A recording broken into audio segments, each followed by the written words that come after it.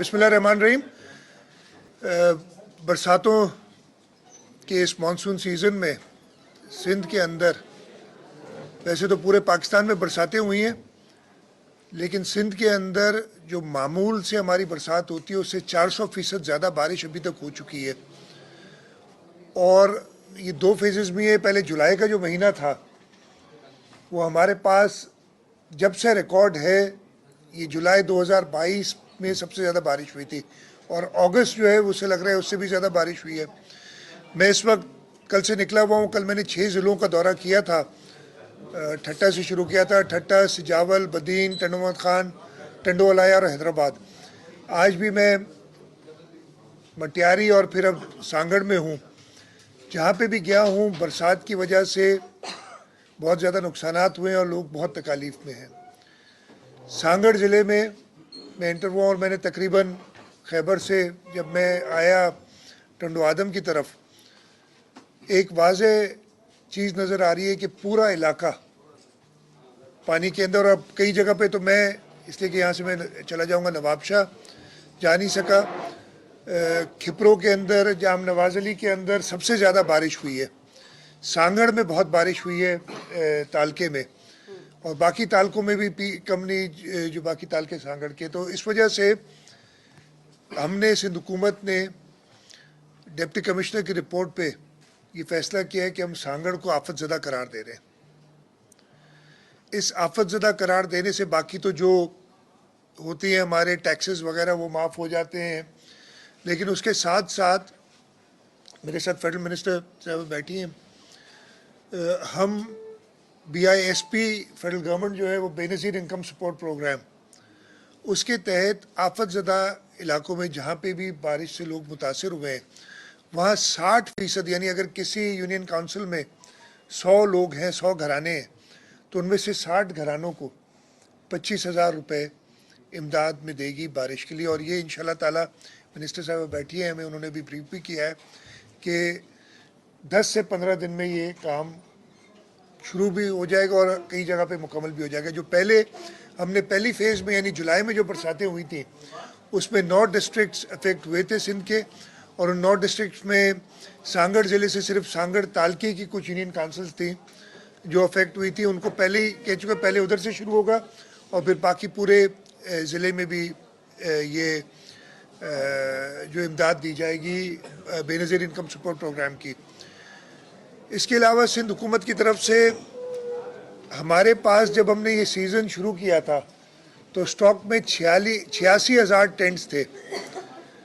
पहले फेज़ में जो मैं बता रहा था आपको, जुलाई के अंदर बारिश हुई, उसमें हमारे जो समंदरी पट्टी है उसके इलाके बदीन, ठट्टा, सिजावल और फिर हमारा जो काछो का इलाका है कंबर शदादकोट से लेके दादू और जामशोरो, ये ज़्यादा अफेक्ट हुए थे इलाके। और इसमें बहुत, जैसे बलूचिस्तान में आपने देखा होगा, बहुत ज़्यादा सूरत हाल ख़राब थी। हमने उन जगहों को पहले केटर किया, लेकिन ये जो अगस्त की बरसातें हुई हैं वो पहले से भी ज़्यादा हुई हैं।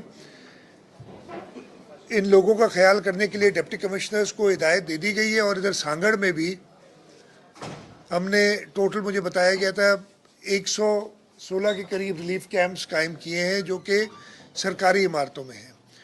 टेंट्स बहुत थोड़ी तादाद में भी मिले हैं। इधर रसूल बख्श, हाजी रसूल बख्श चांडियो साहब मेरे साथ हैं, एडवाइज़र हैं रिहेबिलिटेशन के।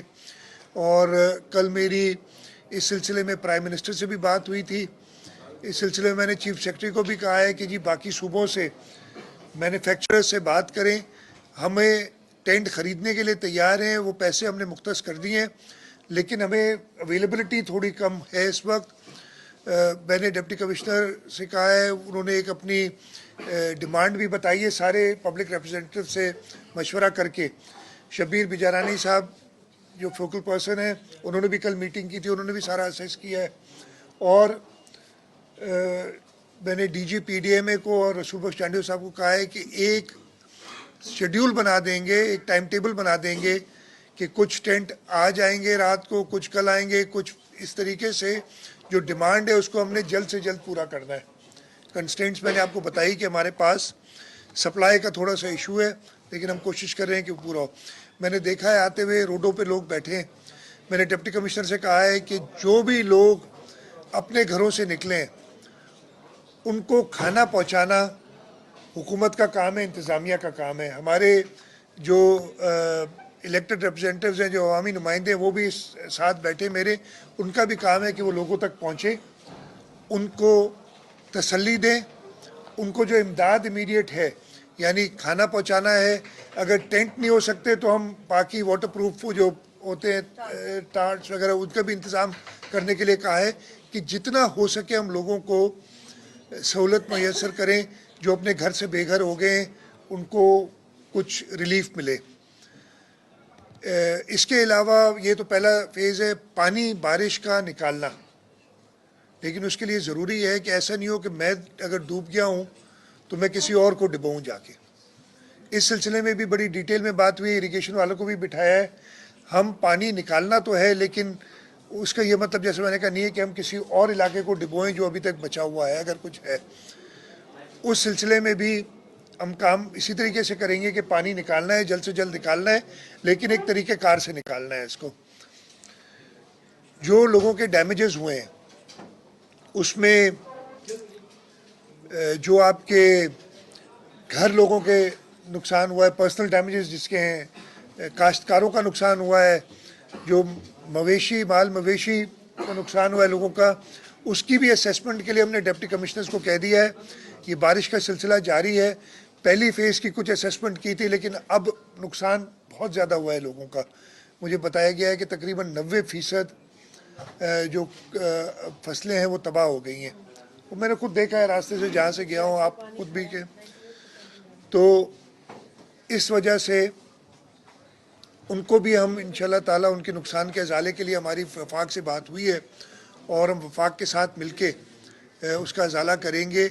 इसके साथ साथ जो इंफ्रास्ट्रक्चर को डैमेज हुआ है, उस इंफ्रास्ट्रक्चर के डैमेज के लिए भी हम कोशिश करेंगे कि जल्द से जल्द उसकी भी असेसमेंट करके, सर्वे करके, स्कीम्स बना के, और इसी साल में मेरी तो कोशिश होगी कि 6 महीने के अंदर हम इंफ्रास्ट्रक्चर को उस वक्त तक ले आएँ जो मानसून से पहले था।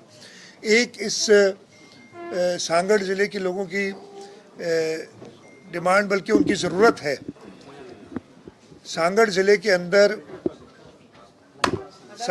अंदर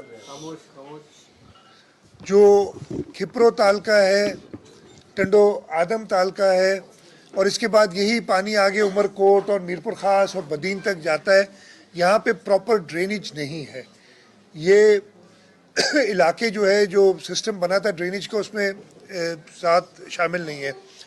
इरिगेशन वालों से मैंने कहा है और इधर उन्होंने एक स्कीम बताई है, उन्होंने उसकी कीमत इस वक्त मुझे 28 अरब रुपए बताई है। अब मैंने हुकूमत सिंध की तरफ से कमिट किया है कि हम पैसे कहीं से भी अरेंज करके देंगे, एक प्रॉपर स्कीम बनाएं ताकि लोगों को अब ये जो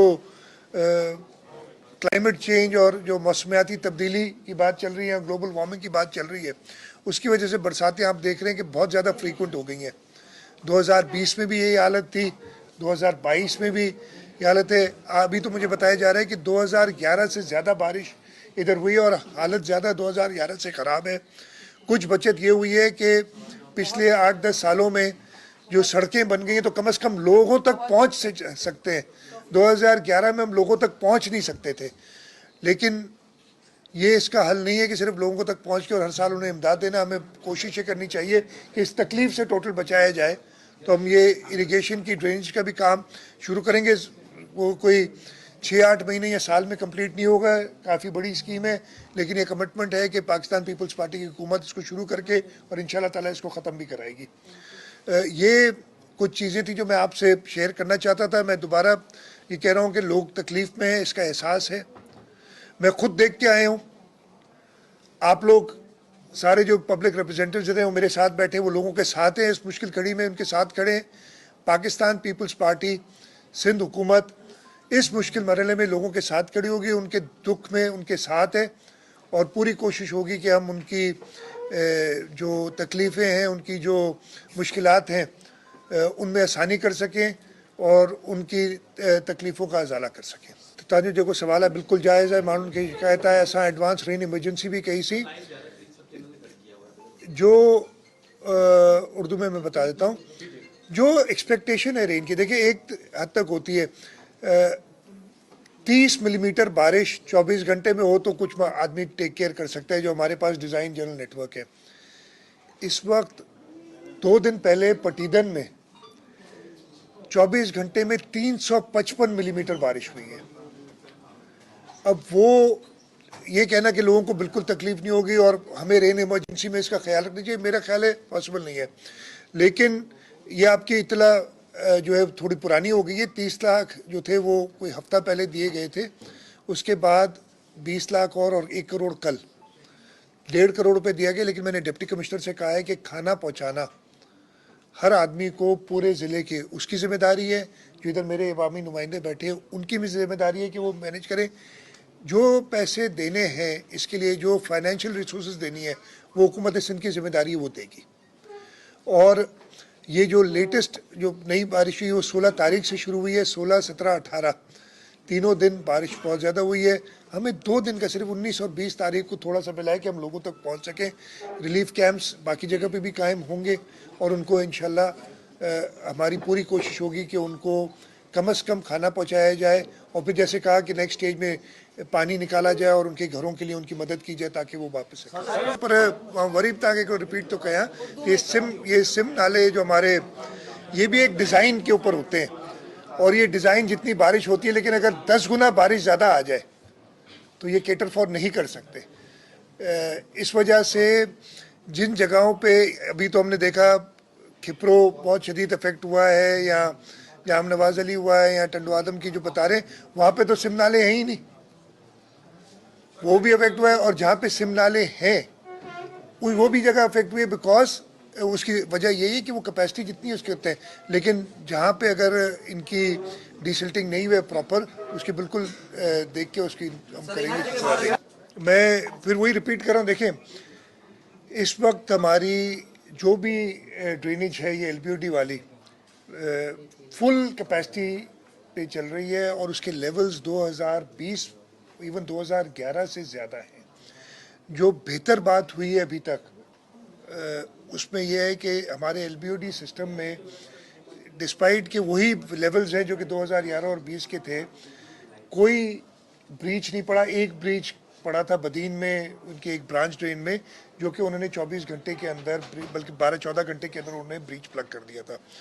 हम उस पर क्लोजली वॉच कर रहे हैं, अभी भी ख़तरा है, ये सारा पानी जाना उधर ही है। और ये अगर कोशिश तो यही होगी कि ये सेफली निकल जाए। अब ये डिसीजन के कहाँ पे कट देना है ताकि कहीं रिलीफ हो सके, कहीं और ना जाए, ये ज़रूर इंतज़ामिया और इरिगेशन वाले मिलके करेंगे। बात ये है कि जो चीफ मिनिस्टर साहब ने आपको बताया कि जो बेनज़ीर इनकम सपोर्ट प्रोग्राम के तहत वज़ीर आज़म पाकिस्तान ने ऐलान किया है कि 25,000 फ़ी फैमिली जो अफेक्टेड है सैलाब के वजह से, बारिशों की वजह से, उनको दिया जाएगा। इसका एक तरीक़ेकार है। वो तरीक़ेकार ये है कि जो हमारी ज़िला इंतज़ामिया असेसमेंट करेगी, वो सूबाई इंतज़ामिया के साथ मिलकर ये तय करेंगे कि कौन सा इलाका आफत ज़दा है। वो नोटिफाई करके NDMA को देंगे, NDMA Benazir income support programme को देगा। बेनज़ीर इनकम सपोर्ट प्रोग्राम जिसके पास यूनिक डेटा है नेशनल सोशो इकोनॉमिक रजिस्ट्री के नाम से, जिसमें कि 34 मिलियन हाउस होल्ड्स का डेटा हमारे पास है। पाकिस्तान में किसी के पास ये डेटा नहीं है। लिहाजा इसलिए ये ऑर्गेनाइजेशन इस वक्त बहुत ज़रूरी है कि इसकी मदद ली जाए और बर वक्त मदद मिलने पर इन मुतासरीन को 25,000 फ़ी फैमिली मिलेगा। जो बात कन्फ्यूजन यहाँ पर हुई है हमारे एक भाई को, वो समझ नहीं पाए इस चीज़ को कि क्योंकि 37.5 अरब रुपए की रकम है और इस वक्त 15 लाख घरानों को 25-25 हज़ार फ़ी फैमिली देना है। तो जो कमेटी है वफाक में एहसन इकबाल साहब जिसको हेड करते हैं, उसका ये फैसला है कि हम शुरू करेंगे फौरी तौर पर पैसा देना। लिहाजा हम जो आफत ज़दा इलाके हैं, वो UCs है, तहसील हैं, हम उसमें जो गरीब तरीन लोग हैं जिनके पास अब कुछ नहीं बचा, हम डेटाबेस अपना इस्तेमाल करेंगे उन्हें आइडेंटिफाई करने के लिए जिसमें से हम बॉटम से लेकर ऊपर 60% तक कवर कर जाएंगे। तो ये तो हुई बात उन लोगों तक फौरी तौर पर पहुंचने की। लेकिन आपकी बात के बकाया लोगों को हम असेसमेंट कर रहे हैं। असेसमेंट के बाद जो लोग रहेंगे उनको भी मदद मिलेगी, अगर वो उस मदद के हकदार होंगे, इन द सेंस कि उनका जो स्टेटस है उससे वो कमा नहीं सकेंगे, खा नहीं सकेंगे, बिल्कुल ही उनके पास कुछ नहीं होगा। और इसकी निशानदेही भी बेनज़ीर इनकम सपोर्ट प्रोग्राम का डेटा करेगा। उसमें आपको पता है कि बाकायदा एक प्रोसेस होता है, उनका एक स्कोर होता है, उनकी जो है मुआशी हालत को देखने का जो डेटा है वो सब उनके पास है। हम एक नंबर का ऐलान करने जा रहे हैं कुछ रोज़ में। उस नंबर के ऊपर हम लोगों से ये कहेंगे कि आप अपना शनाख्ती कार्ड नंबर भेजें ताकि हम आपकी मजीद असेसमेंट करें और आपको भी इस प्रोग्राम से, इस ऐलान से फायदा हासिल हो सके। Very